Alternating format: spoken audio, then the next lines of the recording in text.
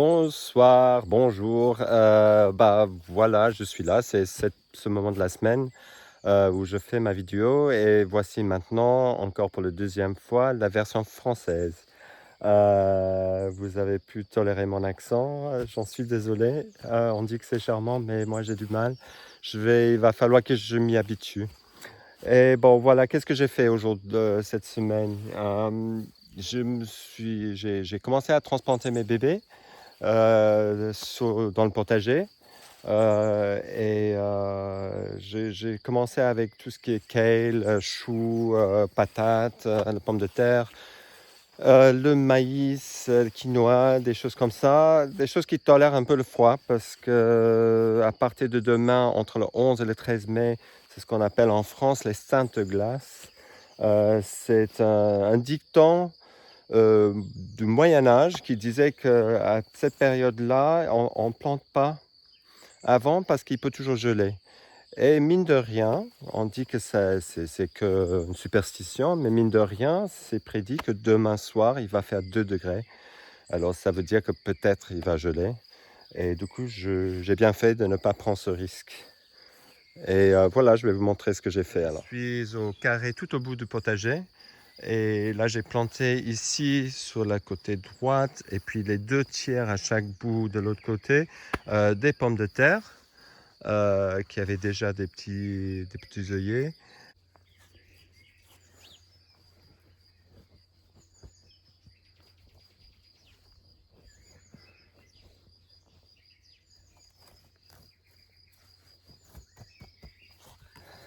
Et des petits yeux, je ne sais pas comment on dit.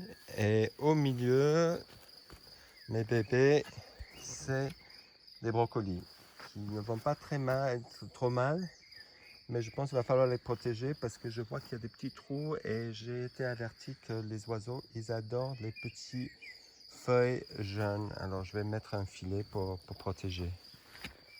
Et puis à l'autre côté, vous verrez rien, mais je peux vous dire que j'ai planté du maïs jaune, du maïs doux jaune.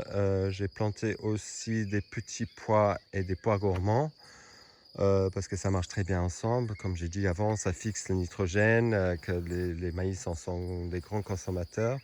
Et ici, j'ai planté du quinoa, un peu en géométrie, en voir, et aussi des fleurs,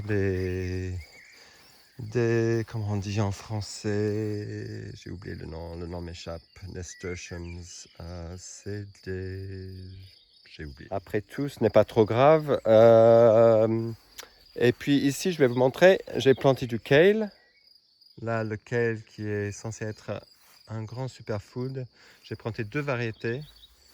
Un ici et un là-bas. Alors, vous pourrez voir dans les vidéos que j'ai fait accompagnant comment j'ai fait un peu pour planter. J'ai fait des trous et puis j'ai mis du compost et puis je les ai mis. Et là, j'ai mis une ligne de maïs noir interspersée avec des courges butternut. Et là, encore des fèves qui produisent du nitrogène et qui sont bons aussi à manger. Avec en compagnon les concombres. Et je vais faire pareil à l'autre côté, mais pour le moment, les concombres sont trop petits des autres. Alors, qu'est-ce que j'ai fait d'autre? Oui, c'est ça. Je me suis occupé un peu du carré des herbes fines. J'ai 2 bandes, en fait, plates-bandes avec des herbes. Et il me manquait quelques trucs. Alors, il me manquait un peu d'estragon. Il me manquait aussi du thym et du thym citron. Et du coup, j'en ai acheté. Je n'ai pas poussé à partir des germes. Parfois, je fais ce que je peux. Et du coup, j'ai nettoyé tous ces plates-bandes et aussi en préparation pour des choses que j'ai poussées, qui sont mes bébés, qui sont dans la serre, notamment du basil sacré, du basilic, qu'est-ce qu'il y a d'autre? De la marjolaine, de l'oseille et d'autres trucs aussi. Alors voici, on voit l'estragon, que j'adore, c'est un très bon goût, mélangé avec de la lavande. Dans les pots, il y a du bourrache. J'ai mis un peu. Il n'est pas trop content, mais je vais en mettre d'autres. Ça attire des bons insectes. Là, il y a de la sauge. Il y a du thym d'hiver. De la sauge blanche, de la sauge mauve, violette, de la sarriette qui est très heureux, et de la menthe. Je fais plein de plats à la menthe dernièrement, c'était très bon, avec des lys blanches, blancs, et de la ciboulette qui est en fleurs, et c'est vraiment magnifique. Du thym citron, c'est assez étonnant, ça a vraiment un goût de citron, juste à côté de la mélisse, qui a aussi un goût un peu citronné, un peu de la citronnelle. Sinon, il y a pas mal de bébés qui sont encore dans la serre. J'ai quand même éliminé, c'est pas vraiment un mot gentil, mais j'ai dispersé déjà un bon tiers. Et là, c'est étonnant comment c'est exponentiel la poussée des légumes.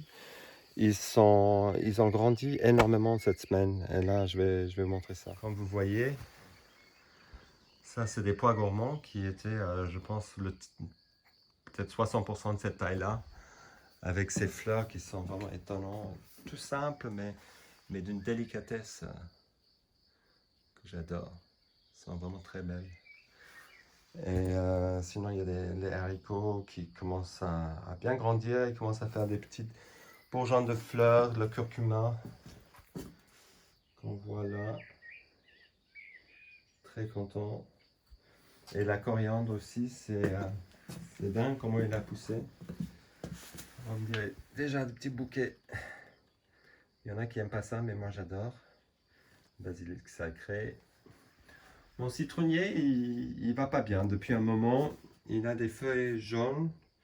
Et si vous voyez, il y a plein de fourmis dessous. Je cherche désespérément pour savoir ce qui ne va pas. Est-ce que je peux faire naturellement, dans le respect de la nature, pour qu'il aille mieux? Alors si vous avez des idées, s'il y a quelqu'un qui sait, je suis tout oui. En ce qui concerne mes bébés, voilà, il y en a encore pas mal. Bon, j'ai libéré tout cet espace-là, mais il y a encore des choses et ils ont vraiment besoin de sortir. On sent que c'est trop ces petits pots, ils ont besoin d'avoir plus de place et de pousser dans la terre. Mais je suis content d'attendre quelques jours de plus et puis je vais les mettre. J'ai encore du kale, je sais, je ne vais pas le planter dans le potager, je vais le planter dans le jardin de préservation en bas et voir comment il survit avec la nature. Voilà les plantes. C'est des capucines, le mot que je cherchais tout à l'heure. Mais c'est des œillets d'Inde que j'ai plantés là-bas. Et là, c'est des capucines que j'ai plantées qui commencent à germer. Et là, c'est concombre que j'avais pas assez. Et comme j'ai dit, c'est pas vraiment assez grand encore. Et là, c'est plus de capucines, une autre variété que j'ai plantée juste avant-hier. Et comme j'ai dit, les fleurs sont très importantes pour moi, importantes. Et du coup, pour plusieurs raisons, parce que bien sûr pour les abeilles, on a besoin, il faut attirer des bons insectes, pas que des abeilles, des coccinelles et plein d'autres animaux pour qu'il y ait un bon équilibre comme dans la nature, parce que dans la nature, en fait, on voit, il y a pas de maladie en tant que ça, parce que tout est en équilibre. Alors, mon idée comme jardinier, c'est d'essayer de recréer cet équilibre en respectant la nature. Et du coup, j'ai créé un carré de fleurs que j'ai nettoyé aujourd'hui un peu plus. Avant, c'était un stockage pour le bois et du coup, le bois a beaucoup décomposé dessous et ça a créé un super bel sol, beau sol. Et aujourd'hui, je l'ai un peu nettoyé, j'ai fait un compost au milieu pour que je puisse, je l'ai fait déjà, j'ai semé des fleurs pour bouquets et pour attirer les insectes. Ici, ce nouveau carré qui n'est pas complètement déterminé, il y a des lignes, mais il faut que je plante de l'herbe pour que ce soit un peu plus propre. Bon, c'est pas très grave. Et là, j'ai nettoyé le sol, interspersé entre des boutures que j'ai achetées l'année dernière pour rien. Il y a un foire à boutures à Donzy dans mon village qui est vraiment génial et pour rien du tout, pour 2 euros, 1,50 €, on a des boutures de super fleurs, mais en attendant qu'ils grandissent, j'ai planté plein de graines. Alors comme vous pouvez le constater, le ciel est vraiment gris, on attend l'orage ce soir encore. En fait, tous les jours de la semaine, toutes les nuits de la semaine, c'est 2, 3, 4 jours, il a plu beaucoup la nuit. En orage, des tonnes de pluie qui étaient vraiment bien parce que pendant un bon moment il n'a pas trop plu. Et là, du coup, c'était génial parce que la journée, il faisait beau et la nuit, je pouvais travailler. Et je vais vous montrer un peu la situation des fleurs en ce moment. En ce moment, le grand événement, c'est les fleurs d'acacia. Les acacias, vous connaissez le miel d'acacia. Ben là, c'est des arbres qui fournissent nos petits amis, les abeilles, avec le nectar. Et vraiment, c'est un nectar parce que quand on est dessus, il y a un odeur qui est incroyable. Et elles sont belles aussi. Et les abeilles sont en train de bourdonner dessus. Voir, mais moi, je les entends. Mais il y a des oiseaux qui font compétition aussi. Et il y a un arôme délicieux.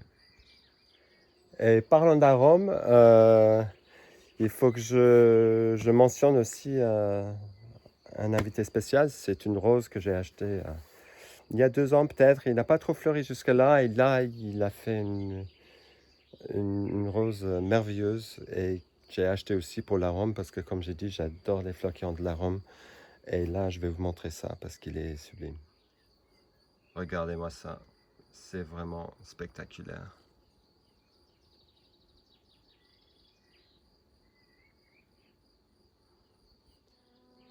Et comme j'ai dit, l'arôme, c'est extatique. C'est citronné, sucré en même temps. C'est vraiment magnifique.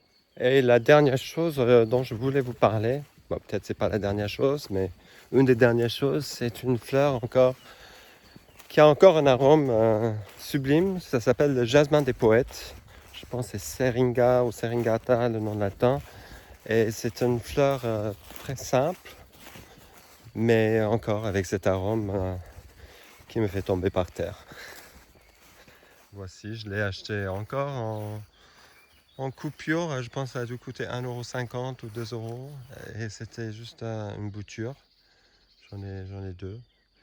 Et ça a commencé tout petit. Et voilà, quelques années plus tard, c'est énorme. Je vais m'en faire des boutures pour le mettre un peu dans d'autres endroits parce qu'il est vraiment sublime. Il y a autre chose que je vais vous parler aussi, c'est dans les sous-bois.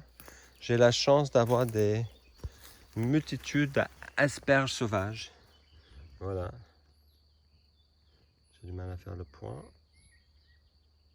Mais vous pouvez le voir, il y en a plein. Je crois qu'à Paris, ça coûte une fortune. Et moi, j'ai la chance de les avoir partout, à gogo. Et hier, je m'en suis fait un super lasagne végétarienne avec, entre autres, avec des épinards de la voisine qui fait un potager bio aussi, qui est maraîcher bio.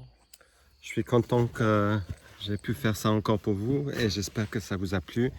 Là, demain, lundi, voilà, c'est le déconfinement. Je ne sais pas trop quoi en penser.